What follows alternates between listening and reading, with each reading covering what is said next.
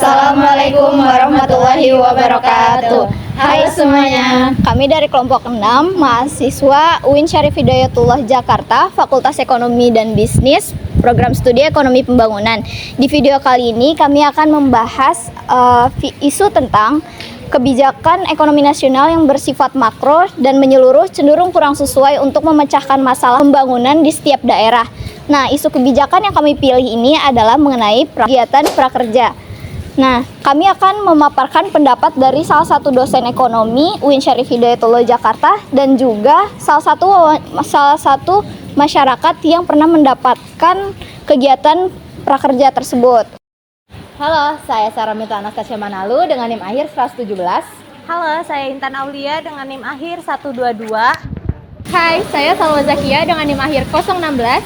Saya Rizda Firdananda dengan NIM akhir 066. Halo, saya Siti Mudrika dengan NIM akhir 068. Halo, saya Vindi Arianti dengan NIM akhir 021. Indonesia merupakan sebuah negara dengan keragaman yang luar biasa. Memiliki tantangan besar dalam mencapai pembangunan yang merata di seluruh penjuru tanah air. Di tengah kemajuan ekonomi yang pesat, satu isu besar muncul, yaitu mengenai kebijakan ekonomi nasional yang bersifat makro dan menyeluruh seringkali kurang sesuai dengan dalam memecahkan masalah pembangunan yang ada di daerah. Setiap daerah di Indonesia memiliki karakteristik, potensi, dan permasalahan yang berbeda. Namun kebijakan yang terpusat seringkali tidak mampu mengakomodasi kebutuhan spesifik daerah tersebut. Ketimpangan pembangunan pun semakin terasa, dengan sebagian wilayah mengalami kemajuan yang pesat dan sebagian wilayah lain masih tertinggal. Salah satu contoh nyata dari kebijakan ini adalah program Kartu Prakerja. Sebagai bagian dari upaya untuk meningkatkan keterampilan tenaga kerja, program ini dibuat dengan tujuan yang besar, yaitu memberikan pelatihan bagi seluruh masyarakat yang membutuhkan. Namun, pada penerapannya, Kartu Prakerja seringkali menghadapi kendala. Contohnya, kalau di kota-kota besar, peserta itu mudah untuk melakukan pelatihan online. Sementara kalau di daerah-daerah terpencil, karena aksesnya terbatas, akses terhadap internetnya terbatas, infrastruktur yang tidak merata, membuat program ini kurang efektif untuk dijalankan. Sebelumnya kita harus tahu apa sih program prakerja itu? Program Kartu Prakerja mulai diluncurkan pada tahun 2020. Kartu Prakerja ini diinisiasikan untuk meningkatkan produktivitas angkatan kerja dan pemulihan dampak dari COVID-19. Program ini terinspirasi oleh inisiatif serupa di negara-negara maju yang fokus pada pengembangan sumber daya manusia. Kartu Prakerja adalah program bantuan pemerintah Indonesia yang dirancang untuk meningkatkan keterampilan kerja masyarakat sekaligus mendorong kewirausahaan. Program ini mengombinasikan pelatihan keterampilan dan insentif keuangan bagi peserta, dengan harapan dapat membantu mereka meningkatkan daya saing di dunia kerja atau memulai usaha mandiri. Program ini sangat bermanfaat bagi individu yang ingin meningkatkan keterampilan kerja atau mendirikan usaha baru. Adapun tujuan dari program prakerja adalah sebagai berikut. Program Kartu Prakerja memiliki tujuan untuk mengasah kemampuan masyarakat agar lebih diprioritaskan di dunia kerja sehingga dapat meningkatkan peluang karir. Peserta yang telah mengikuti pelatihan akan mendapatkan sertifikat sebagai bukti keahlian baru yang dimiliki, sehingga peserta lebih mudah bersaing di pasar kerja. Program Kartu Prakerja tidak hanya sebagai program bantuan yang hanya memberikan bantuan berupa uang kepada penerimanya, tetapi merupakan program yang mendidik masyarakat agar tidak selalu mengharap uluran tangan dari pemerintah. Dengan adanya pelatihan-pelatihan yang diberikan, seharusnya itu mampu menjadikan masyarakat lebih mandiri dan menjadi batu loncatan agar memiliki kehidupan yang lebih baik. Program Kartu Prakerja ini juga bisa diartikan sebagai upaya pemerintah dalam memberikan stimulus untuk perbaikan sumber daya manusia yang merupakan kemampuan terpadu dari daya pikir dan daya fisik yang dimiliki setiap individu. Lalu, apa sih yang menjadi keunggulan dari program prakerja ini? Adapun keunggulan dari program prakerja sendiri yaitu yang pertama dari segi aksesibilitas. Peserta dapat mengikuti pelatihan dari mana saja, terutama dengan adanya opsi pelatihan online. Yang kedua dari sisi fleksibilitas. Peserta bebas memilih pelatihan sesuai dengan kebutuhan dan minat diri mereka masing-masing. Yang ketiga ada dari segi sertifikasi. Sertifikat ini yang diberikan bisa digunakan untuk memperkuat portofolio kerja. Sumber pendanaan program-program ini dibiayai oleh APBN atau Anggaran Pendapatan dan Belanja Negara, dengan anggaran yang cukup signifikan di setiap tahunnya. Dana ini digunakan untuk insentif peserta dan membayar lembaga pelatihan. Selanjutnya, hasil dari wawancara dengan salah satu dosen ekonomi FEB UIN Jakarta tentang kebijakan makroekonomi, yakni program prakerja.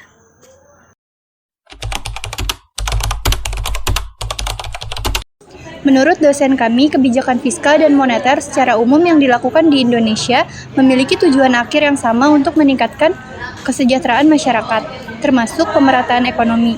Contoh kecil dari kedua kebijakan tersebut dapat kita lihat dari instrumen inflasi.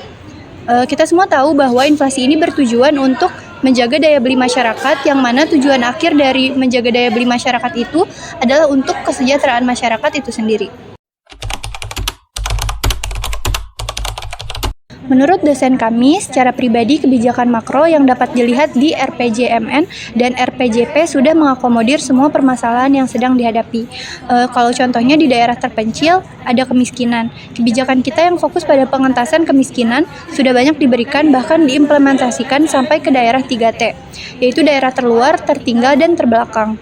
Kebijakan fiskal untuk pengentasan kemiskinan ini misalnya kebijakan yang fokus pada pengurangan beban pengeluaran dan peningkatan pendapatan melalui skema bantuan langsung tunai atau bantuan pangan non-tunai. Perlu diingat kembali bahwa kebijakan makroekonomi merupakan kebijakan yang fokus pada instrumen-instrumen yang mempengaruhi perekonomian secara agregat.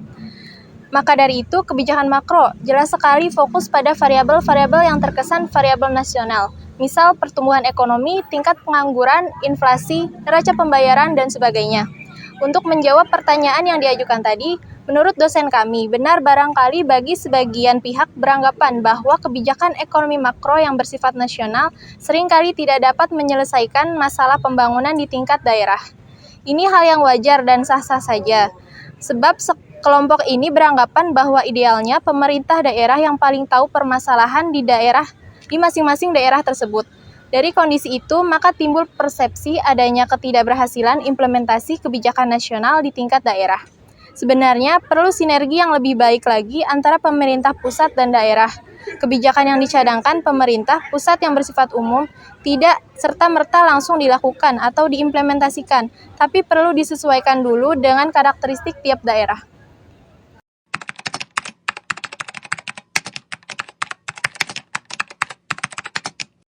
Menurut pendapat dari dosen kami, beliau tidak bisa menjawab pertanyaan tersebut karena harus melihat datanya terlebih dahulu. Namun, topik ini tuh pernah diikuti oleh beliau pada acara Sarasehan 100 Ekonom Indonesia, dan salah satu isu yang muncul itu adalah ketidaksesuaian antara kualifikasi tenaga kerja dengan lapangan kerja yang tersedia. Nah, dari hal tersebut bisa ditarik kesimpulan bahwa adanya ketidaksesuaian antara supply dan demand dari tenaga kerja. Nah, sehingga pemerintah itu tuh harus menjembatani hal tersebut sehingga tingkat pengangguran nasional berkurang. Nah, perlu diingat juga kita juga belum pulih dari COVID-19, sehingga pemerintah memang harus ikut andil dan berperan aktif dalam mengatasi pengangguran nasional ini.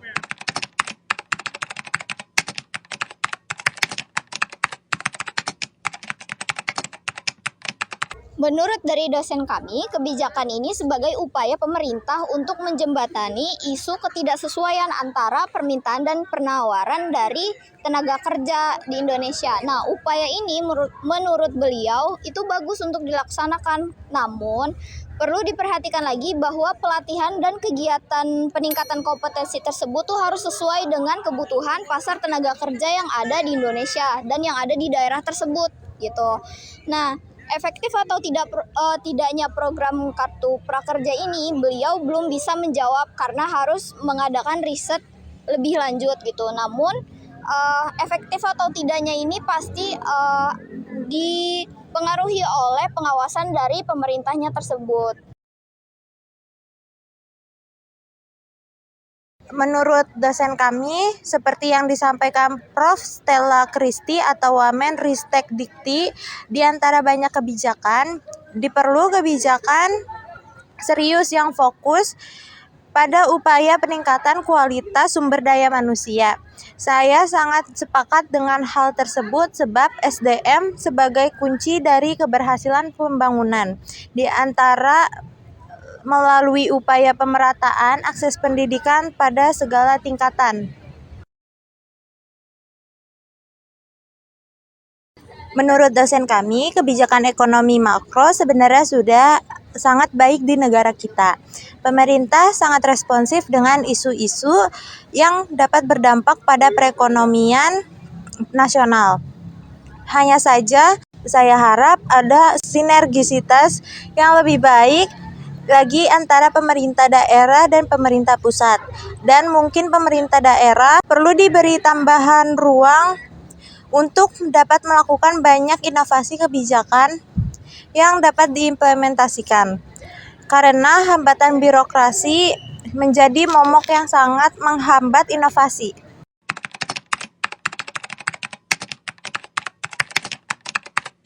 Assalamualaikum warahmatullahi wabarakatuh. Halo semuanya. Saat ini saya sedang bersama admin dari Prakerja. Selamat sore Ibu. Boleh tolong diperkenalkan diri? Ya, saya admin Prakerja, nama saya Rahmawati. Saat ini saya sedang bersama Ibu Wati selaku admin dari Prakerja. Izin tanya ya Bu. Boleh tolong dijelaskan nggak Bu, Prakerja itu apa? Prakerja adalah bantuan biaya pelatihan bagi masyarakat Indonesia yang ingin memiliki atau meningkatkan keterampilan. Siapa aja sih Bu yang bisa daftar program ini? Hanya warga Indonesia yang umur 18 tahun sampai maksimal 64 tahun. Insentif yang didapetin dari program ini tuh berapa ya Bu? Kurang lebih 600 ribu dalam satu kali, dan evakuasi 50 tambah 50. Jadinya 700 ribu. Iya. Oke. Gimana sih Bu cara ngelakuin pengawasan untuk mastiin kalau para peserta ngikutin pelatihan online-nya? Pastikan kamera di handphone maupun di laptop kamu pakai untuk pelatihan selalu dalam keadaan menyala. Oke, mungkin itu aja. Makasih banyak ya Bu. Ya, sama-sama. Assalamualaikum warahmatullahi wabarakatuh. Halo semuanya, nama saya Siti Mudrika. Kali ini saya sedang bersama dengan Bang Nur Arif, salah satu warga yang pernah mendapatkan program Prakerja. Di sini saya akan bertanya beberapa hal pada Bang Arif mengenai kegiatan yang pernah dilakukan oleh Bang Arif. Nah, yang pertama perkenalan diri dulu. Namanya siapa Bang? Nama saya Nur Arif Najila. Profesi sekarang jadi apa Bang? Profesi sekarang sebagai tukang parkir di Universitas UIN di Fakultas Ekonomi. Ya. Kalau boleh tahu, Abang domisilinya dari mana? Kalau domisili tempat tinggal sih asal Purwakarta. Purwakarta. Iya. Sekarang tinggal di mana Bang? Sekarang ngontrak di sini di Ciputat. Oh, di Ciputat. Oke, langsung aja kali ya saya nanya. Abang tahu program Prakerja itu informasinya dari mana? Kalau saya tahu informasi program prakerja itu di Instagram, saya lihat-lihat sendiri. Instagram officialnya ya? Iya. Terus ada temen nggak yang pernah ikut juga sama Prakerja? Banyak. Oh banyak? Banyak. Teman saya di kampung udah sekian 10 orang lah ada. Oh di kampung di Purwakarta? Di Purwakarta. Oh berarti sampai sana juga ya? Maksudnya meluas gitu? Iya meluas. Oh, sebelumnya saya ingin bertanya, pelatihan apa aja di kegiatan Prakerja ini yang pernah Abang lakuin? Sebentar ya, saya cek dulu. Oh ini nih, yang pertama itu ahli mengolah data dengan Microsoft Excel yang pertama. Yang kedua, kunci sukses memulai travel agency. Yang ketiga, memulai karir sebagai sales yang andal. Yang keempat, atur harga kompetitif. Itu. Nah, 4 pelatihan. Ya, itu Abang semua pelatihan tuh dapat sertifikatnya kan? Iya, dapat. Sertifikatnya bisa dipakai nggak di bisa kerja gitu? Sebenarnya kalau bisa. ngelamar bisa dipakai? Iya bisa dipakai. Terus setiap bulan atau setiap pelatihan dapat insentifnya? Kalau insentif dari prakerja itu 1 bulan sekali selama 4 bulan. 1 bulan sekali selama Iya. 4 bulan. Nominalnya berapa? Nominalnya 600.000. Oh, 600.000. Itu menurut abang cukup nggak? Kalau menurut abang sih Untuk- cukup. Oh, oke. Terus apa ada kendala nggak yang abang alamin selama kegiatan tersebut? Kalau kendala sih enggak, Hmm. cuman prosesnya belajarnya itu lumayan agak pusing juga. Karena online juga ya? Iya, karena online nggak juga. di mentoring gitu Iya. pas offline. Oh gitu. Menurut abang terbantu nggak nih dengan adanya program prakerja ini? Alhamdulillah terbantu sih. Gitu ya. Terus menurut abang program prakerja ini harus dilanjutkan atau enggak? Kalau menurut saya pribadi sih harusnya dilanjutkan. Bagus ya berarti Bagus. untuk kalau pelatihan gitu nanti misalkan pelatihan sekali nih, nanti lanjutannya ada nggak? Atau Kalau- beda pelatihan lagi? Kalau lanjutannya sih nggak ada, cuman Nggak ada. 1 kali doang. 1 kali doang. Di bidang itu aja ya? Iya, di bidang itu, Oh, itu aja. Abang pernah coba ngelamar pakai sertifikat itu nggak? Belum pernah Oh, tuh. belum pernah. Iya. Tapi bisa kan?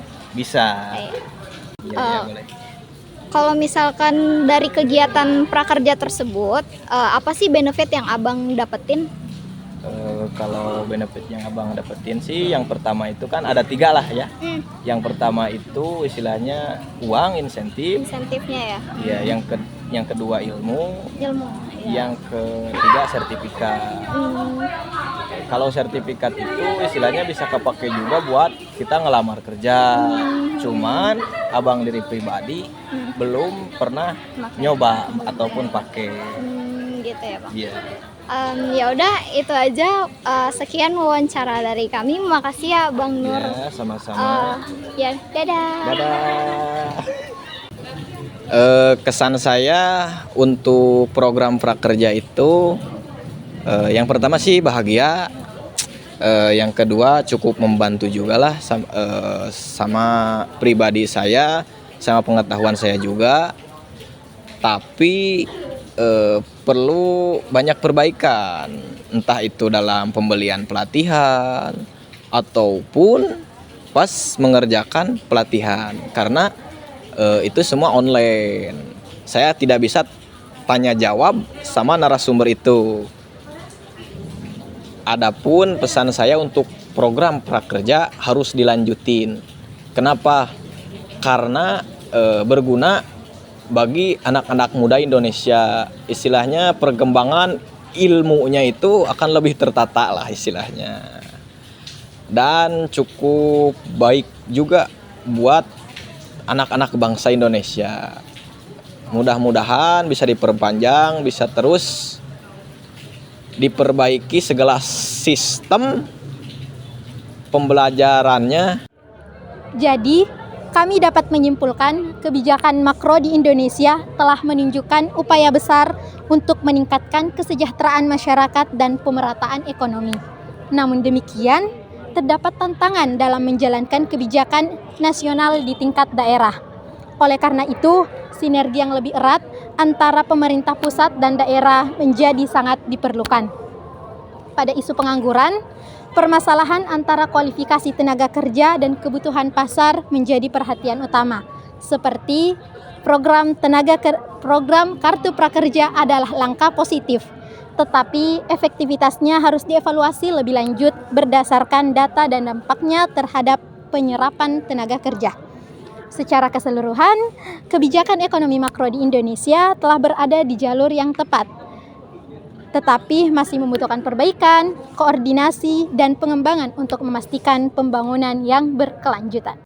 Demikian pemaparan kami dan besar harapan kami agar pemerintah dapat lebih memperhatikan dan memperketat pengawasan sehingga program prakerja dapat berjalan lebih efektif dan optimal. Sekian video dari kami, kurang dan lebihnya mohon dimaafkan. Wassalamualaikum warahmatullahi wabarakatuh.